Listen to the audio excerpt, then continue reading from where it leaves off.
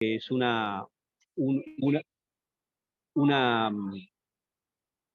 un tema que representa una crisis de la humanidad, una crisis global tan importante que requiere que los países en su conjunto traten y negocien todo lo que son las medidas, las políticas que se van a llevar a cabo, la forma en que estas medidas van a ser contabilizadas, de qué manera se van a verificar, de qué manera se van, de políticas que desarrollar y de consensos que lograr, que son los que se trabajan en las COPs. Entonces hay un ámbito de negociaciones en donde se llevan a cabo todos estos procesos que sabemos, lamentablemente, todavía no alcanzan a torcer la dirección que estamos llevando hacia un calentamiento global que va a significar una calamidad, diría, planetaria. Perdimos tu audio, Carlos. Carlos, perdimos el audio, ¿no? Sí, quizás ahí están viendo. Pedimos disculpas, a ver Sí, si... por acá. Sí, hablando. Hola, hola, hola. Ahora, a ver, Carlos. ¿Sí me Hola, escuchan? hola. Ahora sí te escuchamos, se había perdido por un momento. Bueno, estamos como en el espacio acá, con todas las cosas. ¿Por cuál querés hablar? Sí, para retomar, Carlos, en realidad, bueno, nos estabas contando cómo era este ámbito de negociación y un poco el objetivo de frenar el calentamiento catastrófico de la temperatura del planeta, recordando que, bueno, el Acuerdo de París, que es el tratado vigente, tiene el objetivo este bueno, limitar la temperatura, el calentamiento medio de la temperatura del planeta a 2 con la aspiración de que no pase el 1,5. Entonces, estabas contándonos estos, Carlos, y a mí me gustaría saber Sí, si entonces, puedes contarnos cuáles son los temas principales que se están tratando en esta cumbre, en esta negociación este año. mirá, déjame terminar. ¿Me están escuchando? Te escuchamos, Sí, Carlos. Carlos. Sí, después, ok. Yo le voy a pasar después a Daniela para que ella les haga el raconto de todos los temas que se están tocando con más especificidad. Lo único que no sé si llegaron a escuchar, que hay un ámbito de negociaciones y que nosotros estamos participando en otros eventos que están fuera de ese ámbito de negociaciones. Se aprovecha el momento de la COP para, digamos, reunir a todos aquellos actores que están involucrados, interesados en participar, en activar las políticas, en trasladar ideas, etcétera, en un ámbito paralelo, y se aprovecha este momento entonces para hacer, fortalecer para nosotros las redes de comunicación, conocernos, eh, para aprovechar la ventana de comunicación que existe, porque este evento, que se produce todos los años, genera una movida, una ventana de comunicación importante, ya que vienen presidentes, hay mucha actividad, entonces el tema se vuelve más evidente y hay posibilidad de llamar la atención y de poder concientizar más sobre esta problematización para todos nosotros, para continuar el resto del año trabajando más fuertemente. Perfecto, Carlos. ¿Y cómo ha estado presente en términos generales la alianza a lo largo de esta cumbre? ¿Han participado Bueno, algún nosotros estamos, la Alianza para la Acción Climática, que es una serie, somos una reunión de signatarios muy diversos, ahora van a conocer algunos de ellos, está presente a partir de, de eventos específicos que generamos en donde vamos contando en paneles cuáles son las actividades más relevantes que estamos desarrollando, y a su vez intercambiamos y participamos en otros eventos, como dije antes, y aprovechamos también el momento en que estamos todos los países, las distintas alianzas reunidos para generar un intercambio específico en un evento que va a ser el día de mañana, en donde trabajamos sobre nuestras estrategias, sobre nuestra visión hacia adelante, etcétera, etcétera. Gracias, Carlos. Bueno, Me gustaría también retomar la pregunta que había hecho Paula, quizás para a Daniela Gomel, si ella se puede introducir y contarnos cómo viene el marco de las negociaciones, cuáles son los temas principales hoy por hoy que se están discutiendo en esta COP. Hola, ¿qué tal? Bueno, buenos mediodías, tardes, depende de donde estén escuchando.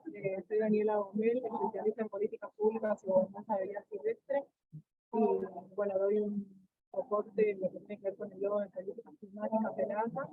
No se está escuchando bien, disculpen, si te podés acercar un pelín más al Tengo el micrófono. micrófono casi adentro, no puedo. Estamos con temas, desafíos técnicos. La conexión no es la mejor y bueno, espero sepan entender Puedo seguir yo por acá un poco tu audio, quizás cada uno aumentando un poco más el volumen. Sí, sí, sí, ahí va mejor. Ahí va mejor. Bueno. Gracias.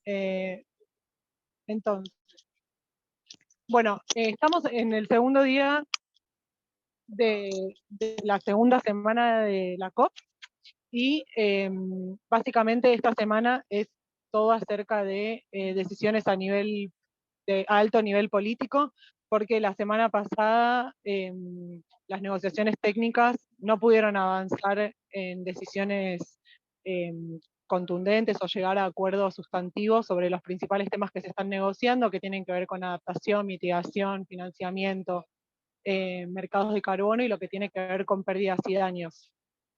Yendo por ahí un poquito más al detalle y obviamente después estoy abierta a preguntas, en lo que tiene que ver con el artículo 6, que es, se regula los mercados voluntarios de carbono. Ahí se están negociando 3 puntos principales, pero no hay acuerdo sobre quién va a dar los permisos, cómo, o sea, para comerciar las emisiones entre países o entre privados. Y está bastante frenado y puede ser que algunos puntos se terminen corriendo para la COP siguiente. De cualquier manera, como decía, todavía queda toda esta semana y pueden llegar a haber novedades al respecto. Después lo que tiene que ver con pérdidas y daños, que tiene que ver con el apoyo a países que están actualmente sufriendo las consecuencias de la crisis climática. La noticia tiene que ver con que se constituyó como ítem o como tema específico dentro de la convención. Sin embargo, hay bastante desacuerdo sobre cómo se va a implementar y los países en desarrollo están pidiendo financiamiento específico para esta línea y los países desarrollados se están negando a discutir eso en esta COP y quieren desplazar cualquier decisión hacia 2024. Respecto a este tema, hay un texto borrador al momento, pero de cualquier manera hay asuntos como de alto voltaje político que se van a tener que estar definiendo esta semana, y después asociado a lo que tiene que ver con pérdidas y daños, más allá de lo que tiene que ver con el financiamiento, hay toda una parte de asistencia técnica para que los países puedan reportar cómo están impactando, valga la redundancia, los impactos de la crisis climática, que tiene que ver con lo que se llama la red de Santiago, y para que se operativice se tiene que definir una estructura de funcionamiento, y eso también está trunco, pendiente de ser definido. Después lo que tiene que ver con financiamiento, están los famosos 100.000 millones de dólares anuales a 2025 que no se estuvieron cumpliendo, ni se cree que se vayan a cumplir, y se está definiendo qué se va a hacer desde 2025 en adelante, lo cual suena un poco contradictorio, pero es la agenda. Y hay mucha desconfianza porque como no se vino cumpliendo lo que sucede, lo prometido hasta ahora, ¿cómo es que los países se pueden poner de acuerdo después de 2025 con fondos que ya se sabe que no son suficientes y que tienen que ser incrementados? Es un ítem que se ve con muchísima desconfianza. También referido a lo que tiene que ver con financiamiento, hay un punto bastante relevante y que tiene que ver con la alineación de los flujos financieros en lo que tiene que ver con los objetivos climáticos, que tampoco está teniendo mucho progreso. Es el famoso artículo 2.1.c para los que andan siguiendo por ahí más los textos. Después lo que tiene que ver con mitigación y lo que se refiere al programa de trabajo de mitigación, el objetivo de ese ítem tiene que ver con cerrar la brecha entre lo comprometido en la CNDC con los objetivos del Acuerdo de París. Lo que se está tratando es no perder la ambición, ¿no? O sea, que sigamos dentro del 1.5. El tema es que, bueno, hay debates históricos sobre cómo se contabilizan las responsabilidades, si es por emisiones actuales, si es por emisiones históricas, y también eso termina generando palos en la rueda, y por eso no se pueden definir a nivel técnico, ¿no? O sea, son cuestiones que de fondo son muy complejas. Después, no me queda mucho, así que adelanto por si me van a frenar el tiempo. Lo que tiene que ver con la meta global de adaptación, se está definiendo una hoja de ruta que la idea es que tenga objetivos y indicadores globales, pero no hay acuerdos sobre eso tampoco. Hay algunos países que no están de acuerdo con las métricas, como Estados Unidos, la Unión Europea. Y por otro lado, si bien hasta ahora hubo financiamiento para desarrollar los planes nacionales de adaptación, los países en desarrollo están pidiendo dinero específico, financiamiento específico para la implementación de esos planes. Y eso, bueno, tampoco estaría generando un espacio propicio ni decisiones contundentes. Además, recordemos que en la COP26 los países en desarrollo habían prometido duplicar el financiamiento para adaptación, y los países en desarrollo están solicitando que se establezca una forma de operativizar ese compromiso. Después, lo que tiene que ver, ya el último punto que quería traer a la mesa, obviamente no estoy cubriendo todos los temas, hice una selección de lo que me parecía más relevante. Lo que tiene que ver con Coronibia, que es el ítem en el que se negocia agricultura y alimentos. Básicamente la semana pasada cerró el viernes las negociaciones técnicas, tenían 2 asuntos para negociar. Uno era cerrar el trabajo hasta ahora y empezar a programar el trabajo hacia adelante de este punto de negociación, y se elaboró un texto con muchos corchetes, como se dice acá, que tiene que ver con borradores u opciones que todavía no están definidas y que tienen que ser pulidas para tener un texto final, y que nuevamente esos corchetes o esos espacios o esas, digamos, partes del texto tienen que ser definidas a nivel ministerial. Y un punto importante es que se estuvo debatiendo acerca de incluir la terminología sobre sistemas alimentarios, que implica no solo comprender lo que es producción y consumo, sino también residuos y pérdidas. Hubo bastante reticencia de lo que es ABU, que es Argentina, Brasil y Uruguay, respecto de eso. Y también todo lo que tiene que ver con soluciones naturaleza positivo dentro de lo que es agricultura y alimentos, porque bueno, hay todo un debate dentro de los países si cuánto contribuye la agricultura y el sector de los alimentos a mitigar el cambio climático. Todavía se está debatiendo eso, por ejemplo. Después hubo algunos avances con luz verde, por así decirlo, en lo que tiene que ver con cuestiones de transparencia y capacitación técnica, y algunas cuestiones de incorporación de cuestiones de género en los textos, pero las cuestiones por ahí más sustanciosas que venía mencionando antes, todavía le queda largo camino por recorrer. Así que bueno, eso era lo que quería compartir. Disculpa, Daniela, y en estos anuncios, bueno, sabemos que las negociaciones son por un tratado internacional, pero ¿hay algún punto que afecte diferencialmente a nuestro país o la región dentro de las negociaciones? Esto que vos decías, por ejemplo, lo relacionado con alimentos. Paula, como no estaba conectada de audio, no escuché toda la pregunta. Disculpa, te vuelvo a preguntar.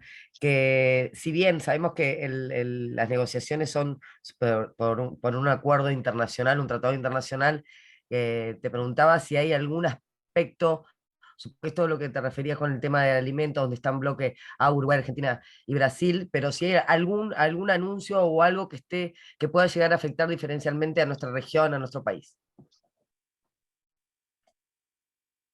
¿Me escuchan? Sí, ok.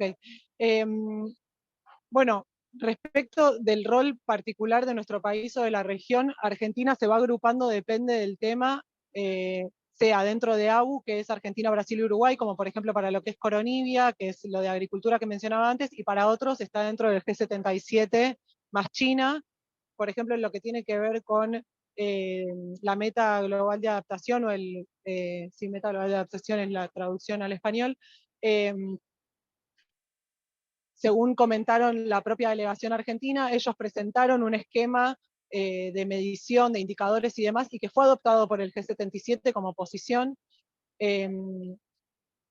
Y bueno, eso un poco en las negociaciones, pero después más a nivel, por fuera de las negociaciones y más a nivel político, que trata de tener impacto en lo que es las negociaciones per se, la región, o sea, en el marco de la CELAC, o sea, todos los países de Latinoamérica y el Caribe, excepto Brasil, sacaron una declaratoria común con principios comunes acerca de la posición climática de la región, eso a nivel de autoridades climáticas, o sea, no a nivel presidente ni a nivel autoridades, digamos, o jefes de Estado, y fue presentado la semana pasada y se informó que iba a ser luego acercado a la presidencia, o sea, digamos, a los jefes de Estados a nivel de la CELAC, para que sea tomado oficialmente, porque al día de hoy eso no es vinculante, pero es una buena señal, o una señal, digamos, lo de buena o mala, digamos, esa apreciación, digamos, para que la región como bloque empiece a tener un lugar más preponderante en las negociaciones climáticas, que por ahí sí suceden en otros ámbitos internacionales de negociación, como derechos humanos, y acá no se ve el bloque tan armado, hay más divisiones. Gracias, Dani. Igual creo que lo van a recuperar. Ahí está, bueno, pensé que iban a hacer una intervención más. Bueno, nos gustaría pasar ahora, si puede ser, con Cristian, que está ahí presente también, de CREA, es director ejecutivo de CREA. Bueno, te dejo a vos también si quieres presentarte, pero nos gustaría hacerte una consulta en relación a cómo están viviendo como actor no estatal esta COP27, qué espacios de diálogo, de participación, de construcción están encontrando en lo que refiere al agro específicamente. Hola, a ver, ¿me están escuchando? No sé, Te ¿está saliendo? escuchamos. Sí, perfecto. Sí, sí. ¿Qué tal? Bueno, soy Cristian Feldkamp, como decías, director ejecutivo de CREA. CREA es parte de la Alianza para la Acción Climática. Y particularmente, un par de sensaciones. Este año es mi tercera COP, y no estuve el año pasado en Glasgow, pero una sensación es que el tema food system, el tema alimentos, ha tomado una relevancia muy importante, y por lo que uno puede conversar, realmente esto ha sido posterior a la cumbre Sistema Alimentario convocada por las Naciones Unidas en Nueva York. Esto generó un impacto enorme.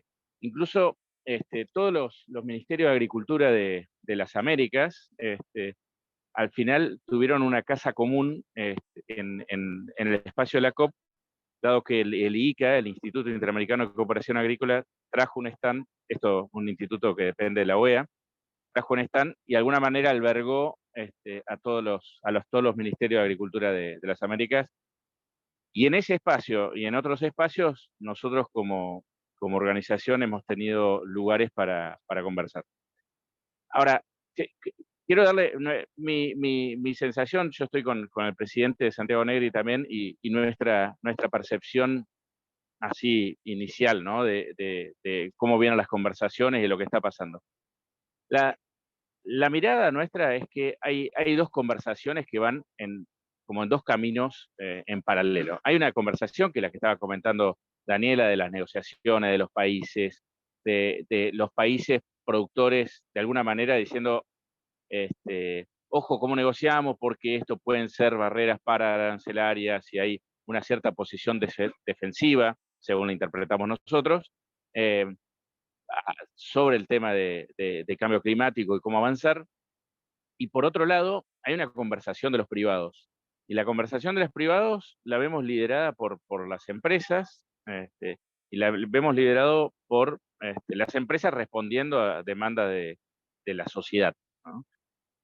Y la sensación es que ese camino, sin duda, va mucho más rápido que el camino de las negociaciones. Naturalmente, la potencia que tiene la política pública para cambiar las cosas es indiscutible, pero por nuestro lado y como organización de productores, lo que entendemos es reforzar ese camino de, de los privados para acelerar la acción climática, independientemente de los acuerdos que terminen siendo, porque al final del día, seas de un estado o del otro, el cambio climático nos va a impactar a todos por igual, y más en el agro, que estamos impactados doblemente, porque es una actividad a cielo abierto. Así que un pequeño resumen sintético de la mirada, muchas conversaciones sobre sistemas alimentarios, muchas conversaciones sobre sistemas productivos, muchos también diciendo que llegan que están en el track, en el camino a la carbono neutralidad. La verdad, y recién lo discutíamos en el espacio de las alianzas con WWF, se llama el Panda Hub, digamos, la verdad que estamos deseosos de encontrar esos sistemas que nos lleven a la carbono neutralidad, pero la verdad es que todavía no los conocemos. Todavía los tenemos que desarrollar.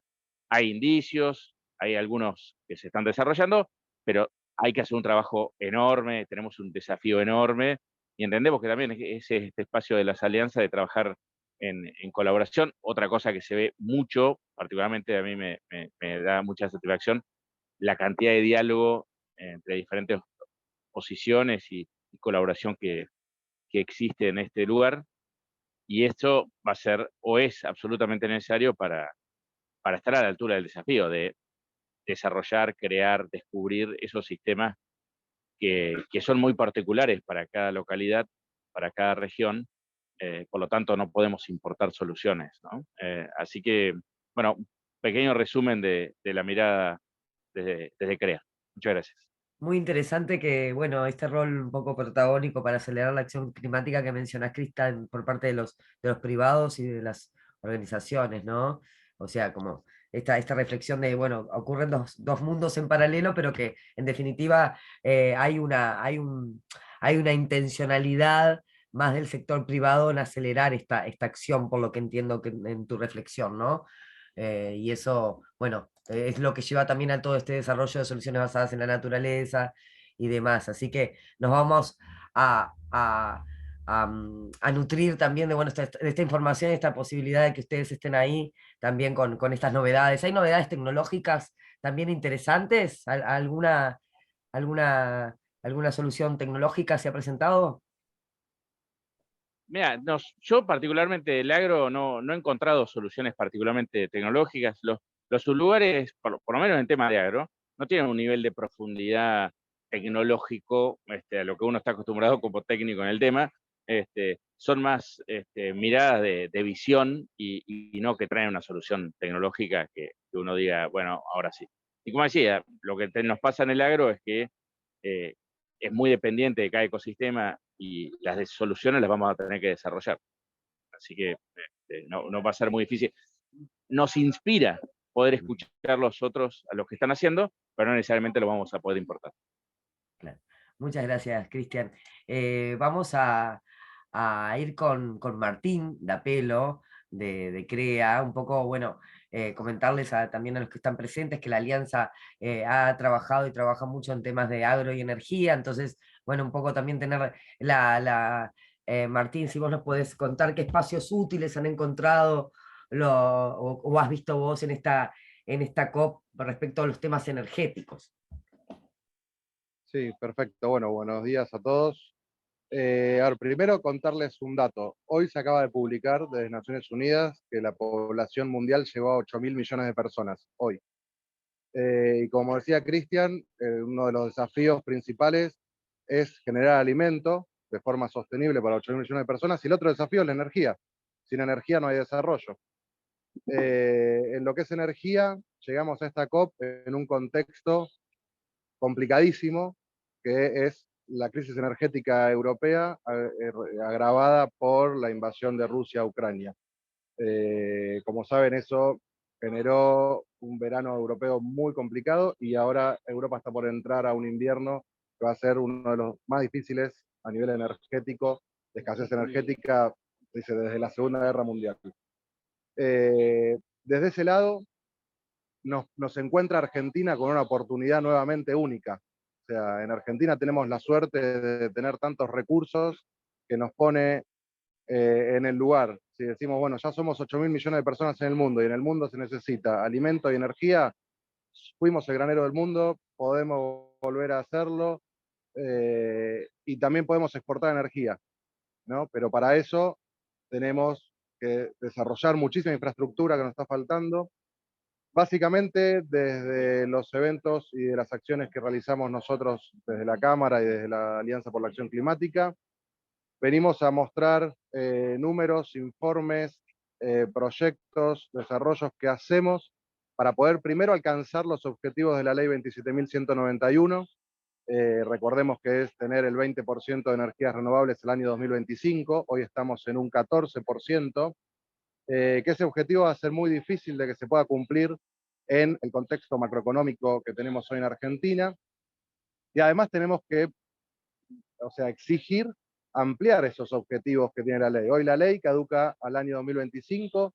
Argentina presentó en esta COP el nuevo plan de adaptación y cambio climático con la estrategia a largo plazo y lamentablemente en materia de energía no tenemos buenas noticias para lo que es renovables, porque digamos no menciona nada en particular, sino que solamente se habla de que el 90% de la nueva generación de energía se va a basar en energías bajas en emisiones, pero hablar de bajas en emisiones estamos hablando de gas y de nuclear, y no hay una hoja de ruta concreta para las renovables, no se especifica aquella declaración de Alberto Fernández en el Climate Summit de 2020, que dijo vamos a tener renovables el 30% del año 2030, bueno, eso todavía no se ve reflejado, o sea, y no se vio reflejado en este plan de acción climática. Y tampoco tenemos una hoja de ruta exactamente qué es lo que tenemos que cumplir con energía renovable. Y sabemos que la energía en Argentina, según el último inventario de gases de efecto invernadero, representa el 51% de las emisiones, con lo cual es clave que tengamos un plan de largo plazo de energía y energías renovables.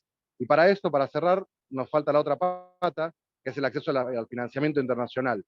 Y algo que estuvimos charlando acá y que salió en los debates, en las distintas disertaciones, es que hoy a nosotros nos califican como país riesgoso y tenemos una tasa de interés altísima que no nos permite desarrollar nuevos proyectos.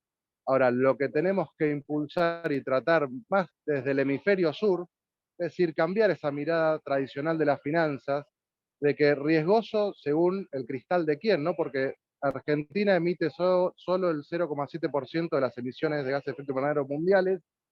Entonces, ¿somos riesgosos nosotros o son riesgosos los que emiten el 80% de las emisiones?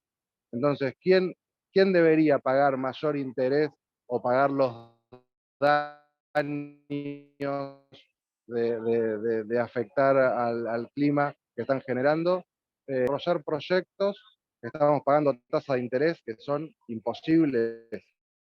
Entonces, ese creo que es un planteo que tenemos que dar a nivel de desarrollo de renovables, que se necesita financiamiento, son proyectos que se recuperan a muy largo plazo, estamos hablando de entre 10 y 12 años, que tienen una vida útil de 20, 25 años, pero tenemos que encontrar mecanismos y dejar de pensar, digamos, de hacer los negocios de la misma manera que venimos haciéndolos hace 100 años. Así que bueno, para renovables ese es el gran desafío. Gracias, Martín. Y gracias también, además del amplio abordaje que le diste a la respuesta, por vincularlo con el Plan Nacional de Adaptación y Mitigación que el Gobierno Nacional presentó recientemente y también presentó específicamente en realidad en Egipto, ¿no? En dos eventos. Y al respecto también preguntarles, y si les gustaría darnos algún feedback al respecto de la estrategia a largo plazo, que también es un documento que se presentó oficialmente allá. ¿No?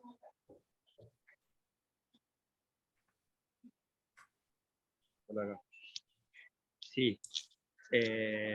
Bien, respecto a la estrategia de largo plazo, lo que podemos decir que es la primera versión de estrategia de largo plazo que presenta la Argentina, pero es una versión incipiente muy conceptual respecto a las líneas generales que tenemos que seguir para la decarbonización al 2050, que sí está reafirmada en esa estrategia de largo plazo, pero todavía faltan definir las trayectorias, que de alguna manera es una situación análoga a la que ocurre con el tema del Plan Nacional presentado, en donde frente a la ausencia de números, frente a la ausencia de jerarquías en las políticas, etcétera, etcétera, no es posible percibir claramente bueno, qué es lo que va a hacer el gobierno y por lo tanto cómo podemos monitorear ese progreso, pero además excluye a la sociedad civil en el sentido de que si nosotros no tenemos una hoja de ruta, no sabemos de qué manera podemos contribuir con acciones, con participación,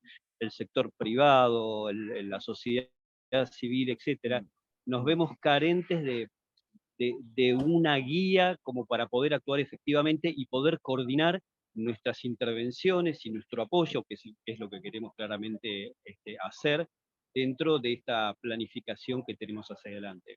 O sea, lamentablemente en estos 3 años, desde que la presentación del otro plan, que fue en el año 2019, prácticamente la situación es muy parecida, si bien a nivel conceptual toda esta planificación ha evolucionado claramente, eso hay que decirlo, pero luego en términos prácticos nos encontramos casi en el mismo lugar y un poco con las manos atadas en general para poder participar, porque no quedan detallados o manifestados los lugares donde podemos hacerlo.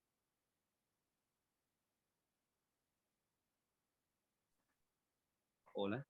Ahí también los temas de financiamiento, ¿no? Que son claves para la implementación, así que no sé si, bueno, como lo decía, es un tema clave, así que seguir con la bajada, con una hoja de ruta, entiendo, Carlos, que es un poco tu reflexión, ¿no? La necesidad de un mayor avance, si se quiere, con estos marcos que son muy genéricos, por ejemplo, la LTS que vos estás mencionando y que presenta Argentina ahora. Así es. Bien. Bueno, contarles que, y pedirles para para los que no conocen la alianza, actualmente la alianza está formada por 24 signatarios que son de distintos sectores, y uno de ellos es, bueno, eh, las provincias, y ahí pedirles si está ahí con ustedes Diego Sueiras, que Diego Sueiras es el presidente de la Fundación Nueva Generación, y bueno, sabemos que los gobiernos locales han tenido actividad en esta COP, preguntarles qué han presentado las provincias. Diego actualmente está también en el Nodo Santa Fe, así que si tuvieras unos minutos, Diego, para contarnos cuál ha sido el Por lugar de supuesto. los gobiernos locales en esta COP. Bueno, primero decir que fue casi un timing perfecto, porque acá tenemos a la senadora y presidenta de la Comisión de Ambiente del Senado Nacional, Gladys Gonzalo, que le agradecemos muchísimo que nos esté acompañando, y justo me toca hablar de las provincias. Así que yo muy contento con esto. Decirles que las COP, evidentemente, es como toda organización que hay de las Naciones Unidas, empiezan con los gobiernos nacionales y después fueron creciendo y los otros actores empezaron a crecer. Los estados subnacionales, entendiendo las provincias y las ciudades, venían a acompañar, pero creo que hubo un quiebre en un momento determinado, y creo que Obama hace un repaso muy claro cuando se fue a Estados Unidos de la COP de París. Le preguntaron qué pasaba, y él dijo claramente, ¿no? La verdad que va a haber cambios, pero no tanto, porque los estados y como California y un montón de estados en Estados Unidos van a seguir trabajando y van a seguir luchando por lo que nosotros queremos. Ahí está ubicado el poder que tienen justamente los estados subnacionales, y creo que al principio empezaron a entenderse que se bajaba evidentemente la posibilidad, porque tenían ellos la posibilidad de morder, bite, que tienen la autoridad de aplicación en territorio, que pueden controlar, y eso hacía que ellos tengan que empezar a moverse a este tipo de reuniones, Y digamos, esos países, cuando los mordían, ellos podían hacer y cambiar las cosas, empezó a pasarles que a ellos también la gente le empezó a reclamar. Entonces les empezó a obligar a estar acá presentes. Para redondear, yo diría que hay dos maneras de analizar esto. Uno, el trabajo individual de cada estado subnacional. Por ejemplo, Santa Fe, ayer tuvimos una participación donde habló sobre la transición energética. Y después está la otra, la de que hacen en conjunto. Acá es uno. Acá a nivel internacional nosotros nos estamos preparando para tener territorio. No solamente nos quedamos en la temática, en los policy brief, sino también en bajarlo a territorio. Y eso empieza a darse con alianzas como la nuestra. Han venido individualmente, por ejemplo, el Norte Grande, que tuvimos una reunión con ellos, con 6 provincias de diferentes partidos políticos. Eso es una gran señal. Que también esté Gladys acá también, porque ella acompañó a muchas reuniones del gobierno viendo una seriedad de política de Estado, viendo al oficialismo y a la oposición. Y Anderchu, por ejemplo, y Clay, muchas organizaciones que también forman parte de nuestra alianza, están trabajando en eso. Pero ¿qué pasa? ¿Qué pueden hacer? ¿Qué está pasando? Y bueno, primero es justamente ello, subirle el reclamo de la gente a los gobiernos nacionales. Y los gobernadores, estando acá, los representantes, al principio los presidentes, después los negociadores, todo el punto preguntan, no solamente qué está pasando, sino la financiación, como decía Martín. ¿Y cuánto nos va a corresponder a nosotros para que realmente hagamos los cambios? ¿Cómo vamos a dividir si hay financiación? Y eso están haciendo acá en este momento, y es digamos, una discusión abierta, al margen de todas las cosas que van pasando. Y por último, empezaron a encontrar soluciones. Los mercados, evidentemente de carbono, los mercados verdes, empiezan a tener efecto en alianzas entre estados provinciales, entre ciudades, entre empresas. Y es ahí, yo creo, donde empezamos a encontrar una posible transición. O sea que desde acompañar en aquella época, yo hoy veo a los estados provinciales acá activos y haciendo cambios. Por supuesto que no es el lugar más cómodo para ellos, porque está pensado para los gobiernos, no acompañan, pero creo que si bien a veces uno le entrega el cansancio para terminar de tantas reuniones y que a veces no cambia la cosa, yo diría que en esta COP no solamente es una reunión, sino yo empiezo a ver cambios directos. Y mucho tiene que ver no solamente porque estén, sino porque están siendo muy fuertes en su presión desde los estados subnacionales. Así que un poco esa es la idea. El nodo Santa Fe en nuestra alianza está trabajando en territorio, pero también estamos pensando en cómo ampliarlo a todo el país, a varias otras provincias. Ya tenemos ciudades que están trabajando y bueno, acá estoy para si alguno tiene alguna pregunta o algún comentario. Muchas gracias. Gracias, Diego. Bueno, no, sin lugar a dudas, los gobiernos subnacionales son un actor clave en la acción climática. Por eso, muy contentos de que la provincia de Santa Fe, la RAM-CC y como también APRA, por ejemplo, sean parte de nuestra alianza. Así que también invitamos a que se sigan sumando y a conformar distintos espacios de participación, en definitiva, ¿no? Hay varias iniciativas que reúnen las acciones y las estrategias de los gobiernos subnacionales. Y quisiéramos... Vale, lo único que agrego, sí. Vale, lo único que agrego a eso es, sí, empezaron a sumarse fuertemente, hoy lo vi en varias alianzas, en Race to Zero y en Race Resilience. O sea, ya están trabajando los estados subnacionales mucho en eso, y eso también se ve acá. No es un tema menor. Por supuesto, sí, nosotros también apoyando a esa iniciativa y en definitiva contribuir a acercarnos a ese objetivo marco que tenemos de 1.5. Ahí todos tenemos que actuar desde nuestros lugares. Nos gustaría también escuchar a Mariano Villares, que está ahí presente seguro, que también, bueno, es cofundador de Sustentabilidad Sin Fronteras, también parte de la Alianza, y que nos cuente un poco cómo está participando. Ahí recién se está colocando el auricular. Hola Mariana, ¿cómo estás? Bueno, te estaba introduciendo, pero si querés vos también puedes introducirte y preguntarte específicamente cómo hoy por hoy la juventud, las juventudes están participando en la COP27 y qué espacios encuentran en este ámbito internacional. Bueno, muchas gracias Valeria. Mira, ya es mi quinta COP, así que pude ver la evolución en los últimos años. por suerte la participación es mucho más grande, cada vez hay más participación para los jóvenes, y si bien nosotros de Sustentabilidad Sin Fronteras siempre somos bastante críticos con el gobierno nacional en cuanto a que no hay instancia de participación en muchos aspectos, como la LTS, sí hay que reconocer que al momento de obtener acreditaciones para participar en la COP, Argentina le da a los jóvenes acreditaciones, le da a la sociedad civil, y eso en el mundo lo ven con sorpresa. Hablando con otras organizaciones de otros países de la región, eso no sucede. Entonces, bueno, eso también es importante destacarlo en ese aspecto. Sí, es muy positivo, pese a que el LTS tenemos que seguir trabajando porque no puede ser que se haya presentado sin ningún tipo de participación pública. Yendo un poco a los jóvenes, una distinción que hay en esta COP es que por primera vez hay un pabellón específico para jóvenes y chicos, en donde constantemente hay diferentes eventos. Eso es muy significativo, está muy bueno, porque no es que los jóvenes solo se van a manifestar o se manifiestan a través de reclamos o de marchas que se van dando acá a través de la COP, pese a todas las restricciones que hay del gobierno local, sino que ahora tienen la posibilidad de hacer sus propios eventos. En sí, el pabellón se llama Jóvenes y Chicos, pero también la realidad es que la participación de los chicos está muy restringida. De hecho, solo los mayores de 18 años pueden participar en el área de negociaciones. Me tocó hablar bastante con Francisco de Colombia, un joven referente en la región con 13 años, que comentaba esto de que, bueno, su participación la verdad que queda muy restringida, y se sentía triste por el hecho de ver que había muy pocos chicos, que había muchos contemporáneos a él, y que eso es un punto también a mejorar en los próximos años. Otro punto también positivo es que los jóvenes en general son los que mayor impacto, mayor ruido están generando en la COP, y los que siempre sostienen y quieren levantar la vara y siguen insistiendo con el tema 1.5, ¿no? Y lo hacemos basándonos en la ciencia, no es un capricho, así que ese es uno de los puntos que siempre la juventud lleva fuerte.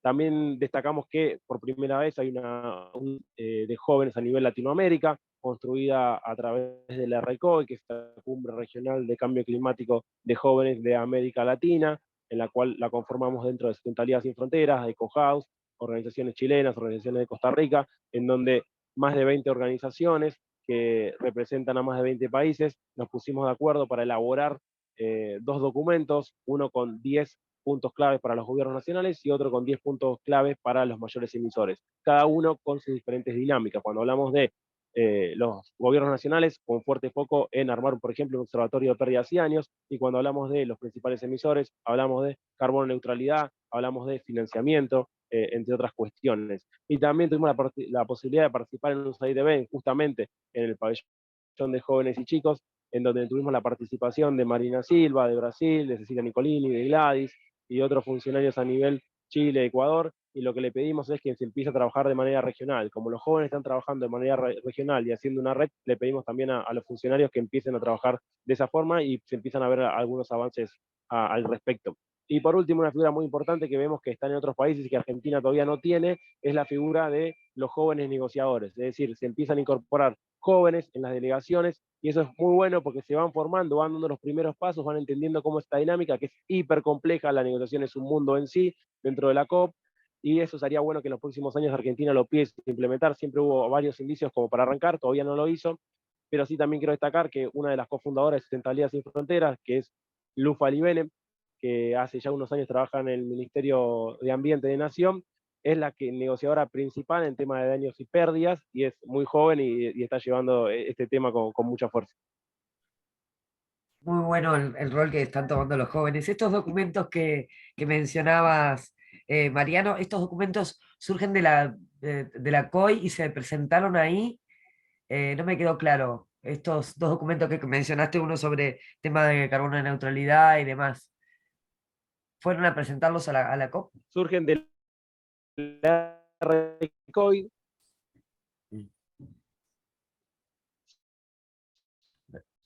Surgen de la RECOI, pueden ponerlo en el Google, RECOI Latinoamérica, las organizaciones que participan. Hay un mapa donde están georreferenciadas las más de 200 organizaciones que formaron parte de la RECOI, y después hubo unas 20, 30 que participaron en la declaración en sí, también están cargadas iniciativas, y ahí están los dos documentos, se presentaron ahí, y se las estamos presentando acá también desde ya en la COP.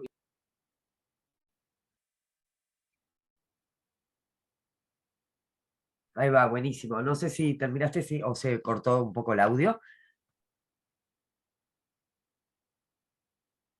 Si había terminado con... Bien. Gracias por la aclaración, y bueno, bienvenido a ese rol que va tomando más protagonismo los jóvenes, y que, bueno, como vos decías, si bien Argentina todavía no tiene joven negociadores, casi que sí, así que interesante que pueda estar la colega ahí. Yo los quería invitar en términos generales, bueno, hemos abordado distintos temas, desde bueno, jóvenes, gobiernos locales, tema de agro, tema de energía, pero si cada uno desde su lugar pudiera dar una reflexión genérica, bueno, que sé que quedan pocos días para que esta COP termine, pero ¿con qué reflexión se vendría, si fuera hoy, el retorno a cada uno? Por ejemplo, vos, Mariano, que estás ahí con el micrófono, una sensación que te traes de esta COP. Que el desafío cada vez es más grande, los avances lamentablemente son pocos, nunca están en las expectativas, tenemos que seguir trabajando, tenemos que seguir presionando, como mentalistas tenemos que ser optimistas,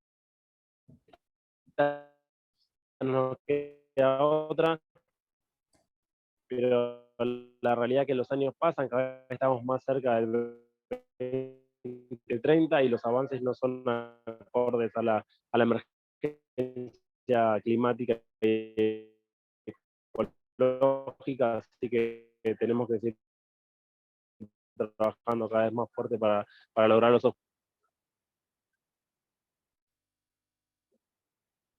Yo pido disculpas, creo que hubo un pequeño corte en el audio. Igualmente fue casi posible entender lo que estabas tratando de transmitir, Mariano. No sé si alguien me puede confirmar si le pasó a alguien más eso, pero... Sí, a mí también se me cortó un sí. poquito. Entonces, para no quedarnos con ese gusto, por lo menos de que, bueno, me faltó cerrar la idea, si te animás, Mariano, a ver si podemos... Vale, no hay problema, trato de ser breve. Lo que comentaba es que las negociaciones no están avanzando a la altura de la emergencia climática y ecológica, falta cada vez menos para el 2030, con lo cual tenemos que reforzar nuestros esfuerzos, entender también que la agenda de América Latina tiene que enfocarse en daños y pérdidas, y bueno, venir trabajando cada vez más en ese sentido. Perfecto, gracias, Mariano.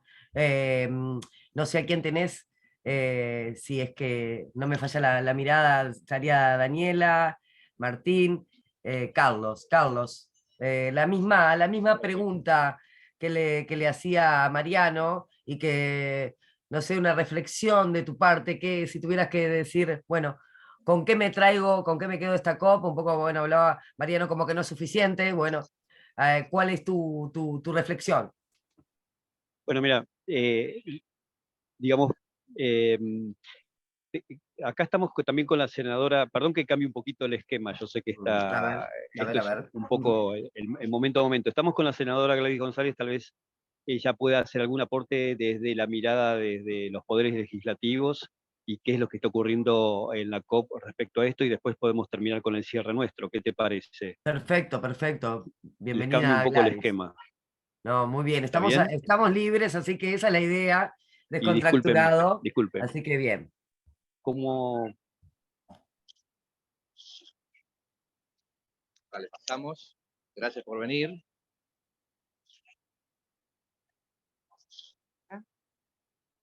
Gracias por invitarme. Acá estoy siguiendo las conversaciones entre ustedes, muy interesantes la mirada de cada uno.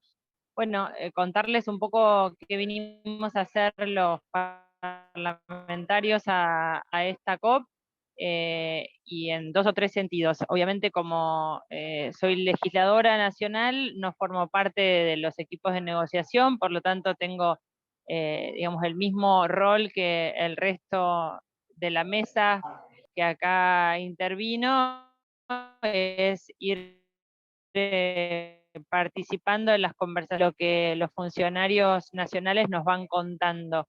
¿Qué es lo que se ha hablado entre los parlamentarios del mundo? Participé de 2 años en la Unión Interparlamentaria, que hicimos una...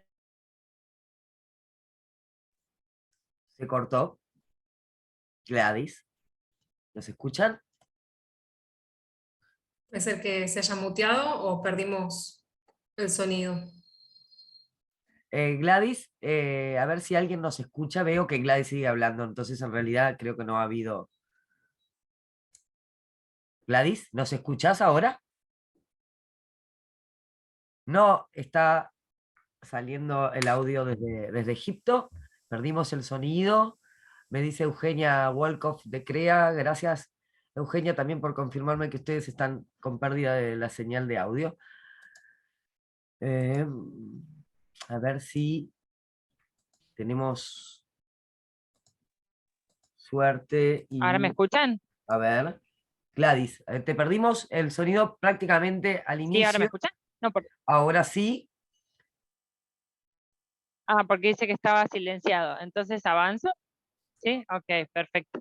Porque hay alguien que me está hablando, así que avanzo. Bueno, les contaba de este encuentro de parlamentarios del mundo, en donde la representación latinoamericana fue bastante menor que la del año pasado, y las voces que se escucharon, había representantes de México, de Colombia, de Brasil, estaba solamente yo. Lamentablemente algunos de los diputados y senadores que estaba previsto que vengan no pudieron viajar, así que, bueno, representamos a través de mi voz la posición de Argentina, que es la misma que la de todos los países del sur. Estamos planteando en la mayoría de nuestras exposiciones públicas la necesidad de financiamiento. Esto es muy parecido a lo que pasó el año pasado. Sinceramente, desde mi óptica muy personal, debo decirles que es como si nada hubiese avanzado, y muy por el contrario, en algunas cosas hemos retrocedido, y eso lo expresamos la mayoría de los parlamentarios del mundo, con mucha firmeza en los términos en que se ha hablado aquí, pidiendo, por supuesto, el financiamiento que se viene pidiendo urgente para adaptación y también para pérdidas de daño, y la fortaleza de la red de Santiago. Y por supuesto, muchos de nosotros hicimos mención, porque el año pasado en el mismo ámbito salíamos de la pandemia y todos habíamos expresado cierta esperanza de recuperación verde, que con la invasión de Rusia a Ucrania claramente generó un retroceso, especialmente en los avances respecto a la diversificación de la matriz energética. Así que muchos de nosotros expresamos nuestra preocupación, nuestra frustración, pero también nuestro miedo respecto de que algunas economías están volviendo al carbón, y lo que significa dar el ejemplo de aquellos que nos exigen al sur determinadas conductas que en el norte no están dispuestos a avanzar con el ritmo que hace falta. Así que ese planteo viene siendo un planteo permanente a lo largo de las diferentes COP, sin una respuesta concreta de cumplir con ese financiamiento prometido. El otro día la secretaria de Cambio Climático habló de que tampoco existe todavía las metas no solo de cómo se utilizaría o de cómo se asignaría ese presupuesto prometido, que ya estamos a punto de finalizar su meta de tiempo, sino que tampoco hay avances hasta el día de hoy sobre el monto a partir de 2025. En ese marco, debo decirles que, para no decir todas las cuestiones desesperanzadoras, y es que en el marco de Latinoamérica y de la CEPAL, nosotros avanzamos con una herramienta legislativa que es el Observatorio de Cambio Climático, de parlamentarios de Cambio Climático y Transición Justa, y ahí tuvimos una discusión interesante sobre, otra vez, cómo nos podemos fortalecer entre los parlamentarios para cambiar algunas cosas a nivel nacional que podríamos ya hacer sin esperar soluciones, las soluciones internacionales que están tardando tanto, digamos. De hecho, tuvimos en la reunión de actualización de negociaciones otra vez el análisis del artículo 6 y cómo va el 6.2 y cómo va el 6.4 y cómo se van a avanzar los mercados de carbono, y lo cierto es que vamos muy lento, el dinero que se necesita es muchísimo, el financiamiento que se necesita muchísimo, y el movimiento del mercado todavía no está a la expectativa de lo que se necesita. Entonces, mientras eso va avanzando y se va definiendo cómo va a ser el registro y cómo se va a contabilizar, y lo complejo que eso está resultando, lo que sí acordamos todos los parlamentarios latinoamericanos es qué podemos hacer en nuestros propios presupuestos. Y una de las cosas que nos pareció importante y que entiendo por ahí se puede avanzar más rápidamente a nivel nacional, es que haya un etiquetado del presupuesto nacional. Justamente, ¿por qué? Porque el presupuesto que se asigna a nivel nacional no es solo la cartera de ambiente, les diría que es el menor presupuesto dirigido a las políticas y a los planes para enfrentar el cambio climático. Ustedes saben que hay 6 planes sectoriales de cambio climático que requieren que las áreas de gobierno destinen presupuesto a cada uno de los programas. Entonces, la única manera de que la participación de la sociedad civil, y en este caso mi rol de oposición, poder controlar la asignación de esos recursos y el monto real de los programas que se implementan para enfrentar el cambio climático, es poder etiquetar, que es una cuestión más bien operativa, pero es necesaria, ese presupuesto y poder entender la magnitud de lo que se destina a cada uno de los planes sectoriales que conforman el plan de mitigación y adaptación. Esperemos que pueda el gobierno nacional avanzar y si no nosotros poder impulsarlo desde los parlamentos, pero es una necesidad de todos los parlamentos, por lo menos la coincidencia con los parlamentos latinoamericanos. Así que básicamente creo que podríamos empezar con reorientar el presupuesto nacional y eso es un trabajo que podemos hacer desde ahora, hasta tanto las condiciones del mercado, o en realidad de las decisiones internacionales y de los que toman el poder, de los que tienen el poder en el mundo, terminen de decidir aquello que venimos pidiendo desde hace años y que no se termina de concretar. Digo esto porque si no pareciera que estamos sin capacidad de accionar y me parece que desde nuestro país o desde nuestra propia política interna hay cosas que podemos ir haciendo, porque si no estamos esperando a que suceda algo en la próxima COP y así pasa el tiempo y estamos en la inacción. Brevemente, porque ya estamos terminando, evidentemente la Gracias. Alianza viene trabajando en esta idea del problema que tenemos nosotros para avanzar sobre la carbono neutralidad, ¿no? Y frente a eso, desde el área de política ambiental, estamos trabajando con esa idea, ¿no? De ver cómo se va a manejar la gobernanza de ese camino, como le preocupaba a Cristian, de la carbono neutralidad. El año pasado trabajamos mucho con el Ejecutivo, hemos empezado a trabajar con ellos en ese aspecto. Este año empezamos a trabajar, la primera reunión la tuvimos con la senadora, ahora cuando regresemos la vamos a tener con el presidente y el vicepresidente de la Cámara de Diputados, y la verdad es que luego con la justicia y después con los gobiernos. Justamente en eso es muy importante que hayas venido hoy, Gladys, y hayas completado lo que van siguiendo la Alianza, nuestros pasos en este camino de cómo avanzar desde esta área de política ambiental. Muchísimas gracias. Muchas gracias, Diego, también, y Gladys. Cristian, veo que te escuchamos. Sí, una reflexión re cortita. Hay una frase muy vieja que dice, a Dios rogando y con el mazo dando. Como decía Gladys, la senadora González decía, que demora mucho La Plata. Tenemos mucho para hacer nosotros de nuestros metros cuadrados donde estamos. Tenemos un metro cuadrado grande que es la Alianza para la Acción Climática.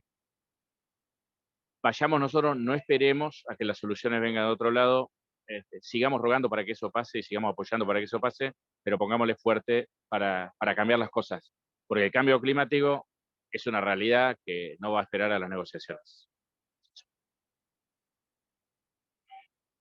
Muchas gracias, Cristian. Y sí, bueno, recordar que justamente la alianza, el leitmotiv es trabajar de forma colaborativa entre distintos sectores y actores para predicar con el ejemplo, entonces ahí el rol protagónico de todos los que forman parte de la alianza. Gracias y muy interesante tu reflexión. Carlos, no sé si como coordinador de la alianza querés dar algunas palabras de cierre, alguna reflexión final. ¿Me están escuchando? Sí, claro. Ok. Bueno, mis palabras finales van en línea con lo que acaban de decir recientemente. La magnitud del problema y la crisis que estamos vislumbrando requiere que todos los sectores, que todos los actores, que todos los ciudadanos del planeta se involucren activamente cada uno desde su lugar. El tema es lo suficientemente importante para que así lo veamos y para que así actuemos.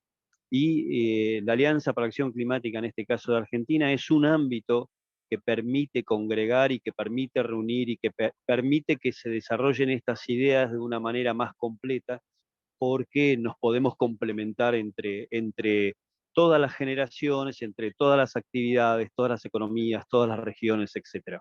Así que, bueno, en ese sentido creo que vamos por el buen camino porque la alianza argentina está creciendo, las alianzas en todo el mundo también están creciendo, y ojalá este impulso siga adelante y empiece a dar frutos concretos, que es lo que necesitamos. Muchas gracias, Carlos. Ojalá que sí, bueno, y un poco entre un gusto amargo, diría por un lado en eso de, bueno, la necesidad de acelerar mucho más, pero también con la convicción bueno, del rol protagónico de los actores estatales, también ahí hay, no sé si decirlo, una esperanza, pero bueno, sabemos que hay una intención en salpicar positivamente para el resto de la sociedad y actuando desde cada uno desde su ámbito, desde sus posibilidades, así que bueno, Valeria, te invito a despedirte. De mi parte, muchas gracias a los que están allá. Sé que están haciendo un esfuerzo muy grande, que es tarde, estamos con unas cuantas horas de diferencia, así que también agradecerles y dejarlos descansar. Y muchas gracias por esta actualización breve pero completa. Así que muchas gracias de mi parte. Vale. Sí, bueno, agradecerles nuevamente a todos los que nos están acompañando, que fueron quedándose, incluso aunque nos hayamos pasado unos minutitos, pero nos parece súper importante primero traer estos temas de qué está sucediendo afuera y ver, como decía Paula, cómo los actores no estatales pueden contribuir de forma concreta y efectiva en acciones de ambición climática, ¿no? Así que eso para cerrar simplemente, agradecerles nuevamente, Paula, por llevar adelante, liderando, digamos, más que nada esta charla hoy, desde la comunicación de la Alianza, que no sé si eso lo mencionamos antes, y a todos aquellos que están en Egipto, llevando adelante estos debates necesarios que hay que dar. Así que solo eso, y si les parece, damos cierre ahora. Agradecerles de nuevo. Gracias, y nos vemos en el próximo encuentro de la Alianza. Muchas gracias, Valeria, a todos los presentes. Un abrazo, un saludo para todos.